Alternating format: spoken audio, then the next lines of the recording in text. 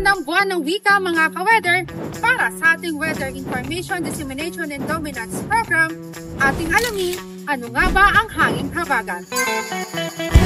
Sa kultura, minsan ginagamit ang pangalang habagat bilang simbolo ng lakas ng kalikasan o bilang karakter sa mga alamat o malikhaing akda.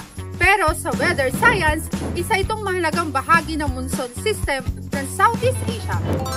Ang hanging habagat o southwest monsoon ay isang sistema ng hangin na umiihip mula sa timog kanluran patungong hilagang silangan at karaniwang nararanasan sa Pilipinas mula buwan ng Hunyo hanggang Setyembre. Ito ang pangunahing dahilan ng maulan at mahangin na panahon sa bansa sa panahon ng tag-ulan. Ang habagat ay nagdudulot ng malamig at mamasamasang klima na may mga kasamang malalakas na pag-ulan, pagkidlat o pagkulog na nagre-resulta sa mataas na antas ng tubig sa mga dam at patubig na mahalaga para sa agrikultura.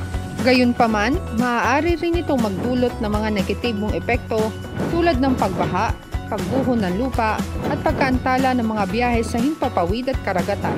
Sa kabila ng mga panganib, ang hanging habagat ay mahalaga sa pagdadala ng supply ng tubig at pagpapanatili ng balanse ng klima sa ating bansa.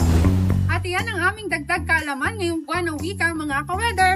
Maraming salamat at hanggang sa muli!